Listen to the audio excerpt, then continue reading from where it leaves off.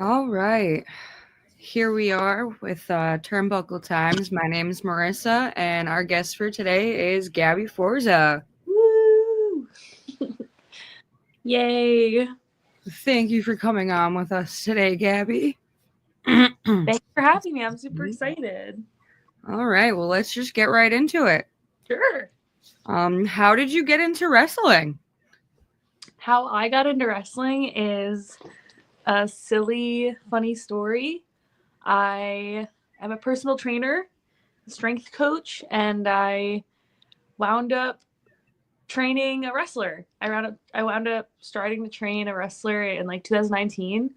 And I never really met a wrestler before, so I had so many questions and I was super intrigued by what he does in wrestling. And I was like, what's your entrance music? What is your character? What do you do? And he's like, if you have so many questions, just come to a show. So I went to my first wrestling show in October 2019. It was a Create a Pro show, and I saw Chris Statlander face Aaron Rourke when he was pretty new to wrestling, but I didn't know that. But just Long Island, where I live, is so small. Aaron Rourke came out, and I wasn't supposed to be cheering him, but I didn't know any better. So I was cheering him, and I grew up with him. So I was like rooting for him, and I was like calling him the wrong name and all this stuff. But I grew up with him, so it was my first time seeing him, and I was like, oh my god, he became a wrestler. That's amazing. And from then on, I was just like in love. I was so obsessed. I thought Chris Statlander power bombing Aaron Rourke was the coolest thing I've ever seen. And then I just started going to all the Creative Pro shows ever since then. They were like once a month. And then when COVID happened, obviously everything shut down.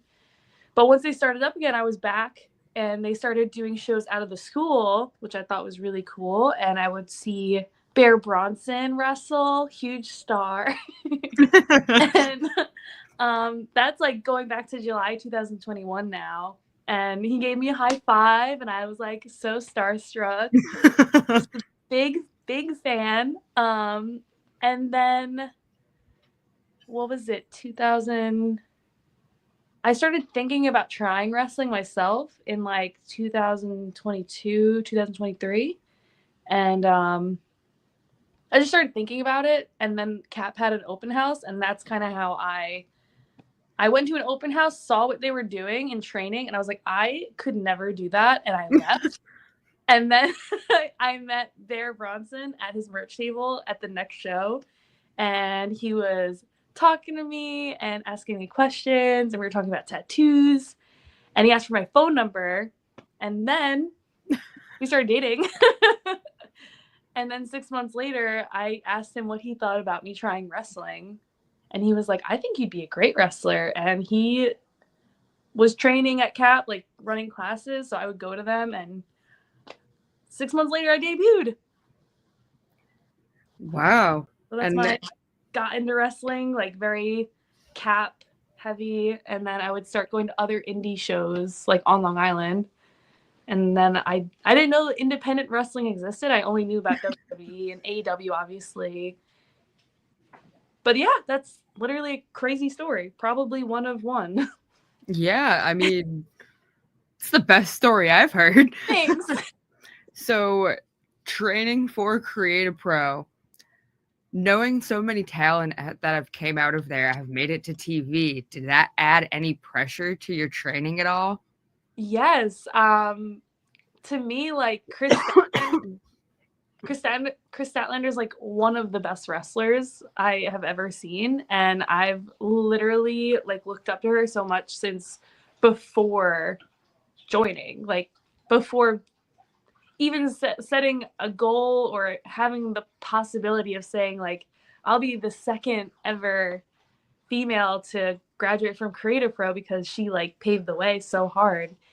And then yeah, it was just also scary and intimidating, but they're all like pretty nice and they all want to see us succeed at CAP.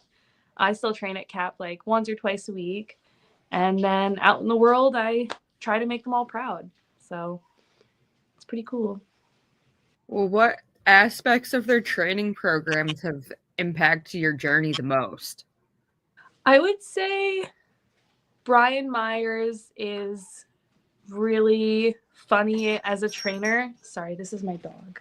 It's totally okay. So hang on. I have to look Oh. buddy.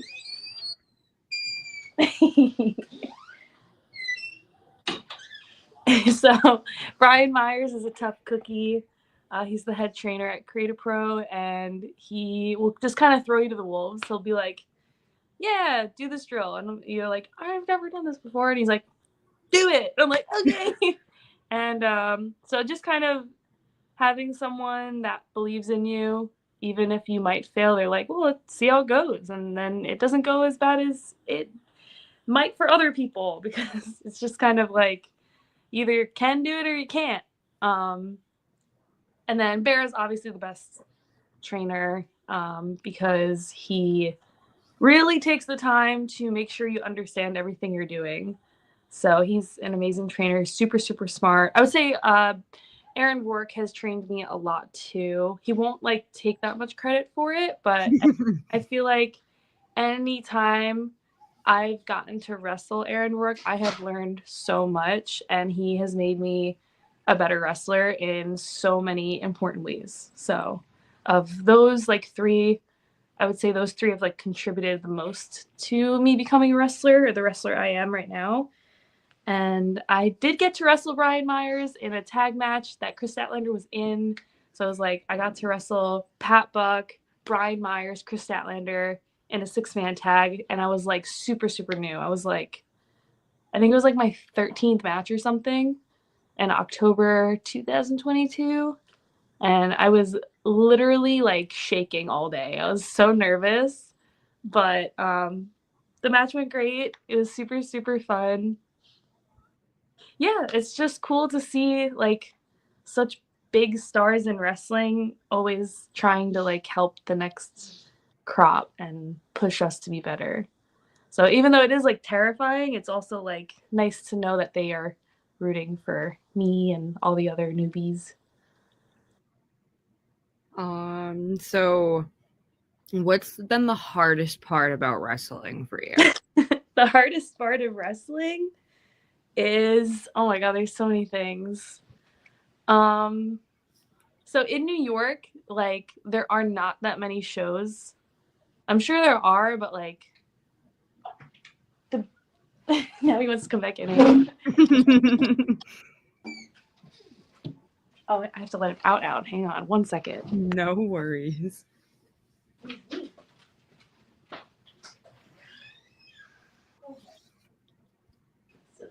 We can edit this part out. It's okay. Yeah, perfect.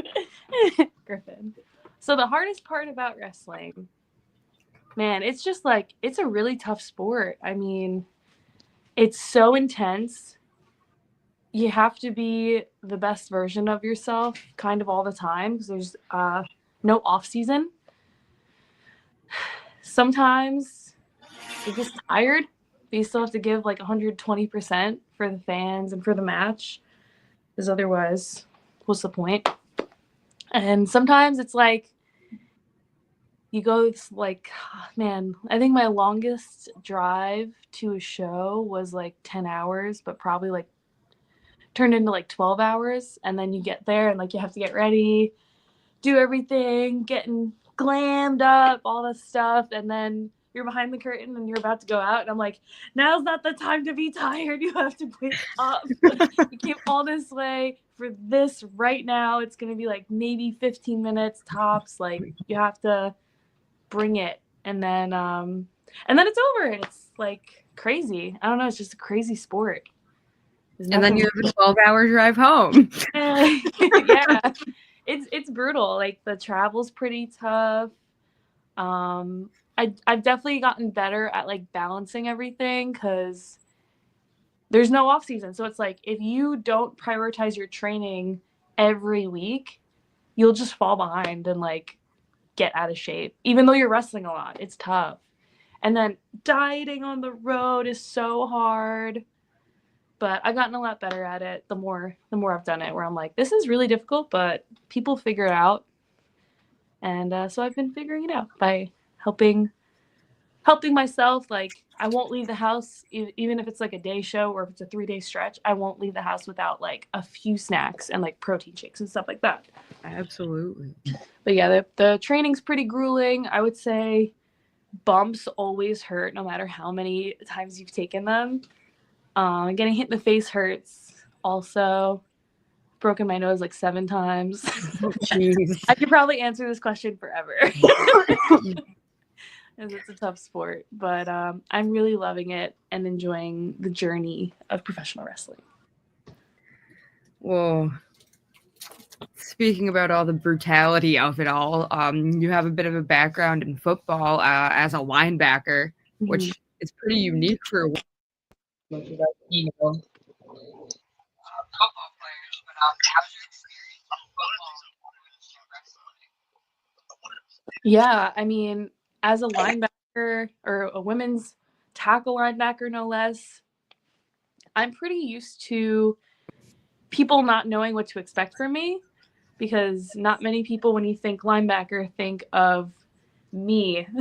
So it's kind of I've trained my entire life to be the best linebacker I can be, and thankfully that is also put me in like the top 10 in the world for women's football. And I have a lot of accolades in that sport, like becoming a 5-time All-American linebacker. I made the alternate roster for Team USA that went on to become Olympic gold medalists, so very proud of them. But I always wanted to have that achievement my own on myself, and it didn't happen. But I am a 2-time national champion linebacker, so I have like a lot of accomplishments coming into or leaving football, but coming into this sport. And that like really helped my confidence, because even though I'm really new to wrestling, I know who I am as an athlete, and I know regardless of what happens, I can wreck shit. And I know that I'm the strongest like person in every ring that I step into, regardless if it's man or woman. So I have a lot of confidence in myself, and I know I can pretty much take anyone on. So that's that. I think that's helped me a lot. It's like I don't get intimidated very easily, despite everyone being pretty badass. And like a lot of dudes are like big and strong, but I have a lot like in here that is on my side. So, what motivated you to make the shift from football to wrestling, and how do the two sports compare with the mental and physical demand? Oh man, that's a great question. They're both really, really difficult sports.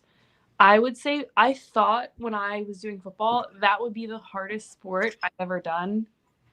And then I started wrestling, and just the training itself, I was like, oh, this is like way harder in different ways. And then once I started wrestling on shows, I was like, this is something else entirely. And it's not only difficult like physically, but it's also it takes a lot out of you, because you have to bring every part of yourself into wrestling, and it's a lot. So in football, it's like it's a lot on yourself physically, but it's not, you're kind of turn your brain off a lot. In wrestling, you have to be thinking and aware of your surroundings at all times. So it's like it's been pretty crazy. But I would say being the football player I was helped me be the wrestler I am now. So I'm very grateful for that entire journey and how it led me here. I don't really have like a moment where I was like, I want to do this, because I tried wrestling. Like I just signed up at Creative Pro. You sign up for 3 months and then you start paying monthly. I just did the 3 months, and it was right before football season started. And I thought I was going to stop training and just go to football. Like I thought it would be something I tried and was like, okay, I tried it. But instead, I ended the 3 months, and Kat was like, all right, we're going to have you debut on the next show. And I was like, what? That's crazy. And then that happened. And I same mindset. I was like, okay, 3 months till I debut. Let me just focus on getting to every training practice and working really hard and getting gear and everything, like pulling it together for the show. And I was like, all right, but if it goes badly and I know it's not for me, I'm not gonna. It'll be like my one match. I did it, and that's it. And then the debut was really great, and I fell in love with this, and the reception was like out of this world. And everyone was just so excited and like proud of us because I debuted with like 2 other girls, and we all worked so hard to just debut, and it was so worth it. It was worth all the pain and suffering.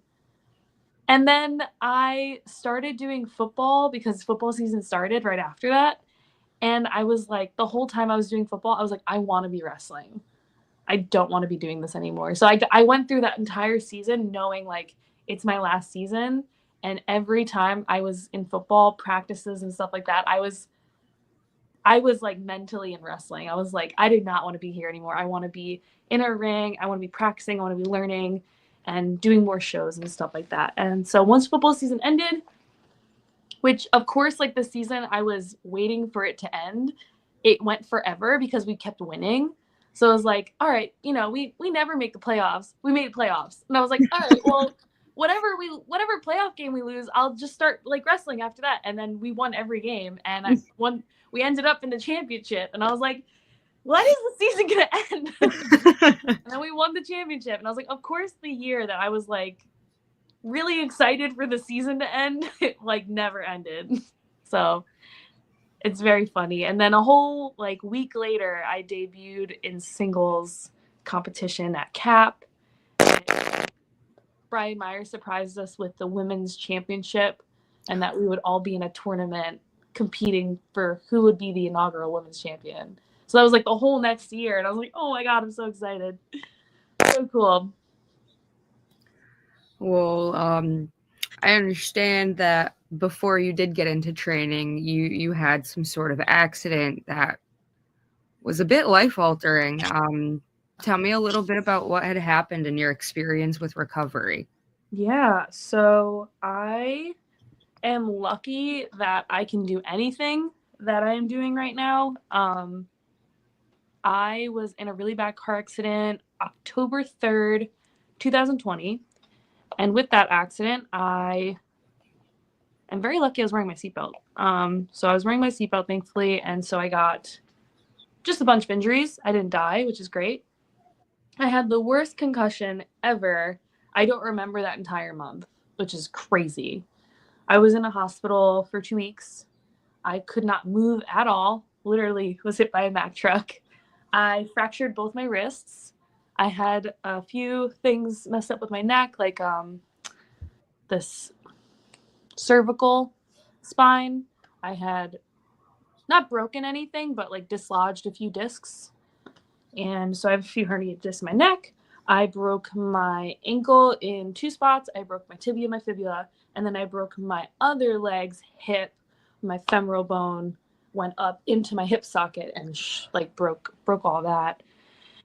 And I was like a one giant bruise. Like everything was bruised, and I had a lacerated liver too. So I had some internal bleeding, and I wasn't allowed to leave the hospital till all of that kind of settled down and thankfully healed. But yeah, then it turned into kind of a year of not being able to walk without like assistance. So I was on a scooter. I was on like a knee scooter. I was on crutches. I really didn't want to be in a wheelchair. So anytime I just sat down a lot, basically. So like if I had to get up, I had to use something, and to walk places, I had to use assistance. And yeah, so I couldn't do anything active for a year because once my ankle healed, I had to have surgery on that. And then once that healed, I had to have surgery on my hip to fix that. So it was like I mended one injury just to get healthy enough to heal the next one. So it was like 6 months of recovery on my ankle so I can fix my hip in June 2021. And then that was the last surgery I needed, thankfully, to be able to walk again. And so I had to rehab my hip, which was June to, I believe, December, because that took a really long time. And then in February 2022, I was cleared to return to normal activity. but that did not mean I could return to football yet. So I still had to wait on that. And because it was 2020 and COVID and everything, while I was in the hospital, I could not get any guests or anything like that. But no one really knew what happened to me because we all weren't seeing each other. So my whole football team was like, "Why are you playing? Like, what's going on?" And I had to like explain this crazy story. And they're like, how did that happen? Like, you look good for going through all those things." So that's good. I didn't like completely, it didn't shatter me as a person, basically. Like, even though I was physically really beat up, I was doing my best to kind of keep my head in the right place and resilient through all my injuries and the rehab, because it was really frustrating. And basically, my doctors were telling me I would never do anything physically challenging again. But I just knew for myself, I was like, well, I know I'm going to return to football. And they don't see that right now, but I know I'm going to. And I also, in my head, I was like, maybe like wrestling will be a little easier on my body. And it wasn't at all. But in my head, I was like, maybe it won't be so bad. That's before you ever take a bump and you realize the ring is really hard. Like, because before you see it getting put together and taken apart, you just think it's like soft, I guess I thought that. And then I was like, oh, wrestling will be a little easier on my body. And then that's not the case at all. And I've actually broken my rib from landing wrong in the ring, which is crazy. That was 2023 though, after I debuted. So yeah, I've broken like so many bones from the accident. I've gotten hurt from football so many times. I've gotten hurt in wrestling. But I just think that's what life's all about. Life's about scars you get along the way and the bruises you get, but at least I'm living a very extreme life because I really want to do everything that my little heart desires. So that includes wrestling, taking football as far as I can take it, now taking wrestling as far as I can take it. But I just think to me it's really funny that I sometimes forget I went through all those things because I'm so focused on the now. And I think it's really important to see how far you've come, but don't let that be the reason you don't try for something great. All right. Well, getting back into the wrestling part of Yeah. everything, you just recently had a match at Limitless this past weekend, which was amazing. Thank you. I opened my news feed the next morning, and that's all I saw all over my news feed was just people saying amazing things about that match and how good it was. So after coming off of such a heated rivalry with Becca, how has that changed your trajectory in Limitless going forward? Like, what's your end? Well, not end goal, but like, what's your goal going forward with Limitless?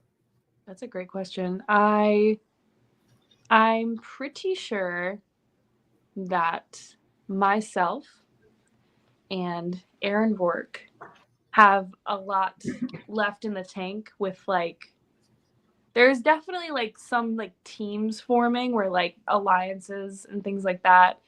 I remember on the last show at the Portland main show that was like huge, and I wrestled Becca there, and it was absolutely insane.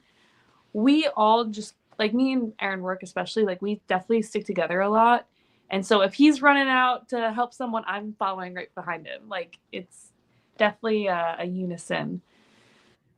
And Ace Romero's been a big help lately. Like he's just such a big presence, and like people will step to him, he just like squishes them like little bugs. It's the best. So I'm glad he's my friend too. But that like group of like Anthony Green, Agro, Haru, and I'm sure I'm missing one. They're all like so annoying. But yeah, so I'm just glad I got to beat up Agro finally. Haru is like a little monster as well. He's so like useless, but also always in the way. Like something. So how is someone so like such a pain in the butt. Like, it's so crazy. But yeah, anyway. So he's always there, never involved. He got squashed this past Saturday. He got squished like by the Pogo Boy, the ultimate athlete, Oh, Milo Mira. It was the whole like show was like so fun because everything kind of flowed into the next thing, and yeah, Aaron Rourke had an amazing main event match on the show, and I was there for that. But yeah, it was really sad, like the ending of the show. But I don't know exactly where everything's heading. I just know all of those things are like coming together for something big. And Ace Romero said something about like a War Games, and I was like, me? Me in a War Games? We didn't talk about it enough yet, but I'm like, is that what we're doing? That's crazy. So that's the other thing when you come together with other people, they can talk on your behalf, and you're like, oh, we're doing that, cool, good to know. So I think we're gonna do something pretty crazy on the next Limitless show. Pretty excited. I'm excited after hearing that. Thanks. So what are some of your goals you'd like to achieve over the next few years of your career? I want to continue traveling as much as I've been with wrestling. I'm debuting in Indiana next weekend, and I am excited and nervous for it because that is really far. It's like 13 hours from my home in New York, but I want to just like keep branching out. I'd love to debut in like Texas. There's so much good wrestling there. California, like things like that. Yeah. So I want to keep debuting everywhere I haven't been. I want to keep wrestling people I've never wrestled. This Thursday I'm wrestling someone I've never wrestled. I'm really excited. Kylie Alexa. She's definitely making waves in wrestling as well. And NWA and all that stuff. And I think she's really talented. So I'm very excited. I think we're gonna blow everyone away on Thursday. But with wrestling, I definitely have like goals. I would love to somehow, some way get my way to TNA. That would be like the coolest thing ever. And then there's like the ID program. I feel like there's just so many possibilities. It's not that I ever joined wrestling to get a contract and get signed or anything like that. I really just want to keep enjoying the journey I'm on and making a name for myself in the independent wrestling scene because I think the indies are really special, and I love the environment. I love going to different indies, and like they're all the same but they're all different too, and even like all the VPWs of the world, like, it's like regions, those, it's like so fun. I don't know, Knights of Columbus wrestling shows are like the best. So I want to keep going everywhere. I really appreciate that I've gotten to return to so many promotions this year, but I want to keep debuting at new promotions and check off more states. Well, who are some of your dream opponents? So I have a hard time with this one because I feel like I'm very lucky I've gotten to wrestle so many of my dream opponents. Like Aaron Rourke was a dream opponent, and I've not only gotten to wrestle him, I've gotten to team with him and work with him a lot, thankfully. I think he's brilliant, super talented. Chris Statlander is a dream opponent. I did get to wrestle her in a 6-man tag, but again, like that's not enough. I need singles someday, I hope. Willow Nightingale was a dream opponent. I did get to wrestle her in a tag team match, but I think a singles match would just be like so fun. I hope Drew's listening to this. American Brawn is right around the corner. Yes. Yeah, like what will my match be there? I have no idea. And then I really, really love getting to wrestle like intergender matches too. So I definitely have like a few dream opponents in the intergender realm, like Speedball Mike Bailey, I think, will be really hard to get a hold of now because he's so popular on TV, which is awesome. But I did get to wrestle him in a tag team match with Beta Scott, and it was magical. It's like one of my favorite tag team matches. Joey Janela, I think, would be a really fun match. That almost happened, but did not because he got hurt last year, and I'm glad he's doing so much better. Who else? That's all I can think of for right now. Besides, like, Rhea Ripley, of course, like the dream. Obviously. I mean, I'm not Athena. a wrestler, Oh my but God, Athena. and Athena, that's a good one. So I see you at Wrestling Open and beyond all the time, and a lot of fans tend to give you gifts. What's the most unique gift a fan has ever given you? Yes. Oh my God. So I get so many special gifts every time I wrestle, like literally every time. Well, I'll go to a show, I'll wrestle, I'll come at intermission, not even trying to sell stuff, just to like talk to fans. And someone will come up to me and be like, I made this for you. And it's like either a really, really cute picture that someone made for me or a gnome that they made for me. Like, I've been getting crochet gnomes lately where people like literally crocheted a gnome, and it's so awesome and so cute. I just this past Saturday, I was gifted a mushroom necklace that I don't have on right now, but it's literally right over there. I've been wearing it ever since. It's jade. It's like the most beautiful thing I've ever seen. And a little tiny, teeny tiny fan gave it to me. Just like literally the size of my knee. Just walked up to me with a little gift bag and was just like trying to hand it to me. Oh, Oh my God, this is the cutest thing I've ever seen. And then I opened it in front of them, and it's this beautiful necklace. And I'm like, oh my God, what did I do to deserve this? no. It's so special. And I also got a gnome coloring book this weekend, which I'm really excited about. Oh, I like coloring books. Yeah, it's honestly like a very unique coloring book. It's really good. I'm very excited about it. So I get like kind of some of the best gifts I think I've ever seen in life from wrestling fans. Where it's like I got a mushroom lamp recently. It's really cool. I started putting it out on my merch table. It's pretty neat. It's a lamp, but it's a mushroom. It's so cool. Yeah, so many cool things. Cody at Wrestling Open and Beyond and Focus Pro, he makes me 3D gnomes that I often use as my shoulder pad things, little spikes. Oh. Yeah, he made this for me. Was he the one that made the little tiny ones for the Cambridge match? No, he was actually asking me that. He was like, "Who made those?" I was like, "No one made them." I still have some of them in my backpack. I love that. And so, as a lot of us know, you and Bear Brunson are married. Yay!